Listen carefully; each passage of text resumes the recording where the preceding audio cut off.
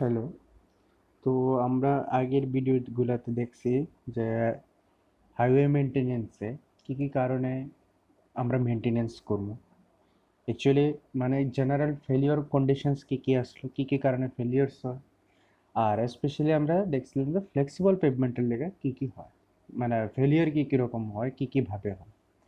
এবার আমরা দেখব রিজিড পেভমেন্টের ফেলিওরস কি মোস্ট ইম্পর্ট্যান্ট। তো 6টা আছে, তার মধ্যে মোস্ট ইম্পর্ট্যান্ট 3টা আমার কাছে লাগছে, যেমন scaling of cement concrete, spalling of joints, আর mud pumping. Mud pumping kind of আমরা আগে ফ্লেক্সিবল পেভমেন্টেও দেখছি, কিন্তু এটা যদি কোয়েশ্চেন হয় মাড পাম্পিং অ্যাকচুয়ালি মানে কোন টাইপ, হুইচ টাইপ অফ পেভমেন্টে আমরা দেখতে পারি, তাহলে এটা রিজিড পেভমেন্ট লেখায় এটা মোস্ট অ্যাপ্রোপ্রিয়েট। যাই হোক, এবার আমরা দেখবো স্কেলিং অফ সিমেন্ট কংক্রিট কি। তো স্কেলিং অফ সিমেন্ট কংক্রিট মানে সিমেন্ট কংক্রিট যে পেভমেন্ট, এই পেভমেন্টের যদি ওভারঅল ডিটোরিয়েশন হয় তার কংক্রিট মেটেরিয়ালের, সিমেন্ট কংক্রিট ম্যাটেরিয়াল অবভিয়াসলি আমি কংক্রিট ম্যাটেরিয়াল দিয়ে তৈরি করব। তো ওই কংক্রিট ম্যাটেরিয়ালের যদি আমার ওভারঅল ডিটোরিয়েশন হয়, মানে ওভারঅল যদি এটা নষ্ট হয়ে যায়, তাইলে এটা আমার কি স্কেলিং অফ সিমেন্ট কংক্রিট করা হয়। তাহলে এটা ফার্স্ট একটা শর্ট কোয়েশ্চেনে আসতে পারে যে স্কেলিং অফ সিমেন্ট কংক্রিট কোন টাইপ অফ পেভমেন্টে দেখা যায়। নামের মধ্যে আছে সিমেন্ট কংক্রিট, তো সিমেন্ট কংক্রিট পেভমেন্টে দেখা যায়। তো এই জিনিসটা যে হয়, এই জিনিসটা যে মানে আমার কংক্রিটের যে ডিটোরিওরেশন হয়, এটা কি কারণে হয়? এটা একটাই কারণে হয়, এটা deficiency in the mix or presence of some chemical impurities. মানে যখন আমি কংক্রিট মিক্সটা তৈরি করুম, এই কংক্রিট মিক্সে যেই প্রপার প্রপোর্শনে আমার মেটেরিয়ালসগুলো দেওয়া দরকার ছিল তা যদি আমরা না দিই, অথবা যেসব কেমিক্যাল কম্পাউন্ডস মিক্স করে আমার এই মিক্স তৈরি করার কথা আসলো, যদি আমরা ওই মিক্সের সময় যদি কেমিক্যালি ইম্পিউরিটিস যদি আমার অ্যাড হয়ে যায় মিক্সের সময়, তাহলে আমার এই ফেলিয়ার দেখা দিতে পারে। ফার্দার আর কি কারণে হইতে পারে? Excessive vibration given to mix, মানে যখন আমি মিক্সটা তৈরি করব, মিক্স তৈরি করতে সময় আমার সিমেন্ট কংক্রিট মিক্সের মধ্যে আমার ভাইব্রেশন দিতে হয় ভাইব্রেটর দিয়ে। এই ভাইব্রেটরটা যদি আমার ধরো একটা সাপোজ একটা 10 অ্যামাউন্ট আমার 10 ইউনিট অ্যামাউন্ট আমার দেওয়া উচিত আসলো, এই জায়গাতে আমি 10-এর জায়গায় 15 দিয়ে দিলাম, তাইলে আমার কি ভাইব্রেশন বেশি হয়ে গেল। ভাইব্রেশন বেশি হওয়াতে কি এটা মেটেরিয়ালের যে মিক্স যা হওয়ার কথা আসলে মিক্সটা আরও তোমার ছড়াইয়া গেল বা। ঠিক আছে, তো এইসব কারণের লেগে আমার এই ডিটোরিওরেশন হয় কংক্রিটের, আর এই কংক্রিটের ডিটোরিওরেশনটা করা হয় কি স্কেলিং অফ কংক্রিট। আর কি কইতেছে এখানে, the cement mortar comes to the top during construction and thus with use the cement mortar gets absorbed exposing the aggregate of the mix. মানে কনস্ট্রাকশনের সময় এইসব কারণের লেগে আমার সিমেন্ট মোটরটাকে তোমার কনস্ট্রাকশন লেয়ারের সবচেয়ে টপে আয়া পড়ে, এবং যা কি করে আমার abraded exposing the aggregate of the mix, মানে মিক্সের যে এগ্রিগেট আসলো এগ্রিগেটটা এক্সপোজ করে দেয় তোমার openly. This makes the pavement surface rough and shabby in appearance. মানে ওভারঅল যে আমার এই ফেলিয়ারটা হয় তার ফলে কি বা আমার পেভমেন্ট সারফেস খুব রাফ, খড়খড়া আর শেবি বলতে খুব বাজে রকম একটা এপিয়ারেন্সে দেখা যাবে। ঠিক আছে, তাহলে এটা হলো আমার স্কেলিং অফ সিমেন্ট কংক্রিট। এক কথা স্কেলিং অফ সিমেন্ট কংক্রিট আমার সিমেন্ট কংক্রিটের ডিটোরিওরেশনের ফলে হয়, এবং এই ডিটোরিওরেশনটা হয় কি কারণে, আমার যদি মিক্স আমি প্রপারলি না করি এবং মিক্সের সময় যদি কেমিক্যাল ইম্পুরিটিস অ্যাড হয়ে যায়, তো এইসব কারণে আমার এরকম ডিটোরিওরেশন হইতে পারে। আর হইলে আমার এটা কীরকম দেখা যাবো, সারফেসটা আমার রাফ আর শেবি ইন অ্যাপিয়ারেন্স। ঠিক আছে, নেক্সট হলো আমার শ্রিঙ্কেজ ক্র্যাকস। তো আমার কোয়েশ্চেন হইল গিয়া শ্রিঙ্কেজ কি। আমি জানি যে শ্রিঙ্কেজ হইল গিয়া ভলিউমেট্রিক চেঞ্জ। কিসের?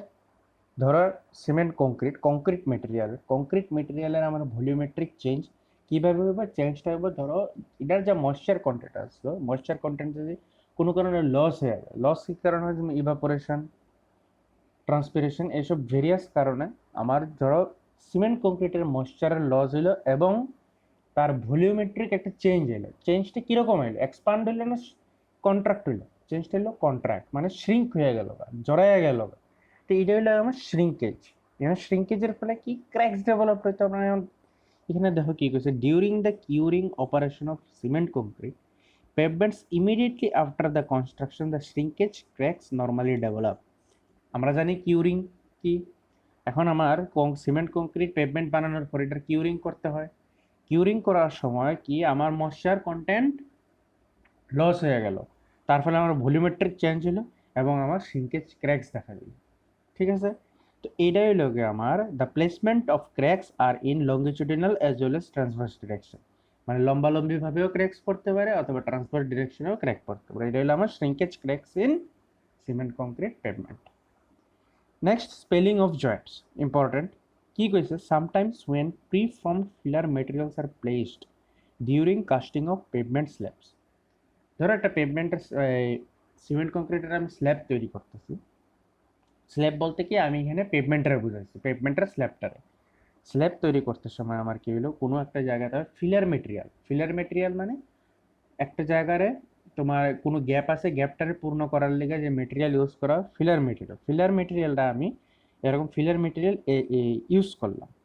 কিন্তু আমি ফিলার মেটেরিয়ালটা যদি আমি প্রপারলি ইউজ না করি তাহলে কি হইব, প্লেসমেন্ট ইজ সামহাউ ডিসলোকেটেড, মানে আমি প্রপারলি প্লেস করলাম না, লোকেশন থেকে বাইরে একটু অ্যাঙ্গেলে হয়ে গেল, একটু অ্যাঙ্গেলে লোকেশন হইলো। এবং এটা তোমার করার পরে আমি খেয়ালও করলাম না, যে আমি নোটিস করলাম না যে আমি আর এইরকম একটা ভুল হয়েছে, যে আমি প্রপারলি এইভাবে আমার মেটেরিয়ালটা ফিল করার আসলো, কিন্তু আমি একটু অ্যাঙ্গেলে বা অন্যরকমভাবে আমার মেটেরিয়ালটা ফিল হয়েছে, আমি নোটিসও করছি না।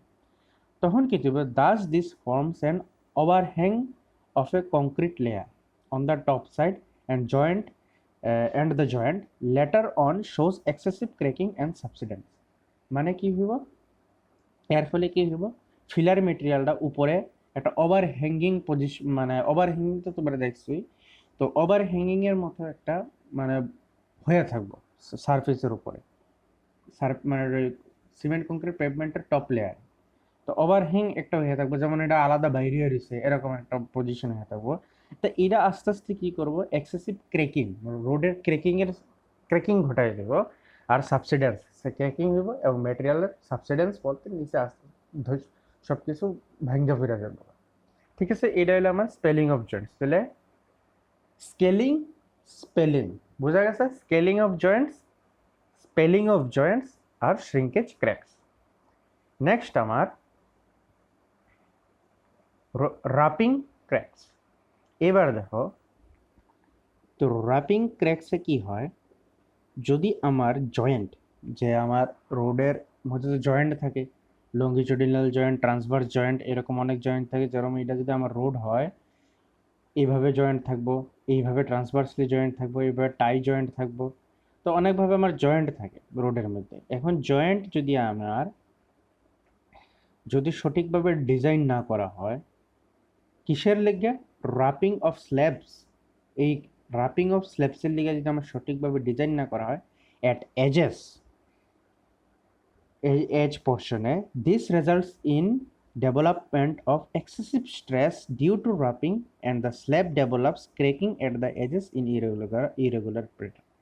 মানে স্ল্যাবের মধ্যে আমার কোন পোর্শনে আমার এই রাপিং ক্র্যাকস দেখা দিতে পারে, এটা হইল গিয়া এজ পোর্শনে। এটা যে ইরেগুলার প্যাটার্নে আমার রাপিং ক্র্যাকস দেখা দিতে পারে, এটা কি কারণে হয়, এটা যদি আমার জয়েন্টসটা যদি আমি প্রপারলি ডিজাইন না করি ফর রাপিং, তার ফলে কি হয়, এক্সেসিভ স্ট্রেসের সৃষ্টি হয় এবং তার কারণে আমার কি এই এজ পোর্শনে আমার এই ক্র্যাকের সৃষ্টি হয়।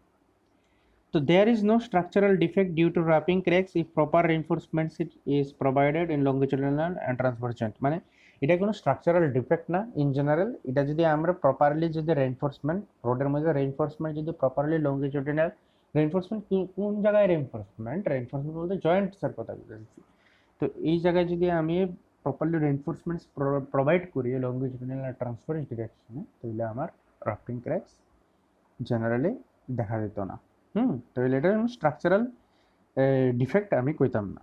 নেক্সট আমার মাড পাম্পিং আমরা সেদিনও দেখছিলাম কি মাড পাম্পিং কি দেখছিলাম। তো দেখো মাড পাম্পিং কোনানে হয় সিমেন্ট কংক্রিট পেভমেন্টে হয়। তার উপরে আমরা এটা কিন্তু ইম্পর্টেন্ট, তার উপরে আমরা যখন বিটুমিনাস লেয়ার দিই, তো সিমেন্ট কংক্রিট পেভমেন্টের ক্র্যাক্স ক্র্যাক্স যেটা এটা বিটুমিনাস লেয়ারেও আমার শো করবো।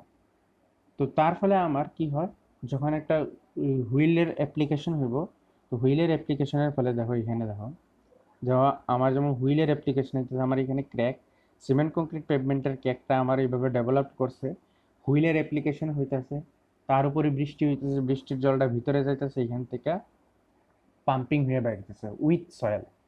তো with soil water pumping out from the pavement surface it will be termed as মাড pumping. ঠিক আছে। তো এটা আমার প্রগ্রেসিভ নেচারেরও হইতে পারে। প্রগ্রেসিভ নেচারের কীভাবে, যেমন দেখো এখানে এইভাবে রিপিটেড অ্যাপ্লিকেশন অফ ফ্লুইডের ফলে আস্তে আস্তে এটা বাড়তে বাড়তে এরকমভাবে আমার সার্ফেসের মধ্যে এরকমভাবে বাইরে গেছে। তো এটা টোটালটা লাগে আমার মাড পাম্পিং।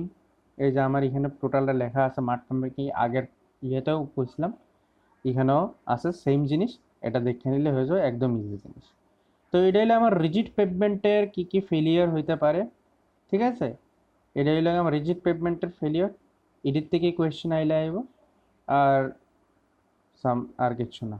আর নেক্সট আমরা দেখব মেনটেনেন্স আর্থ আর্দেন রোড বিটুমিনাস রোড এইসবের। ঠিক আছে, থ্যাংক ইউ।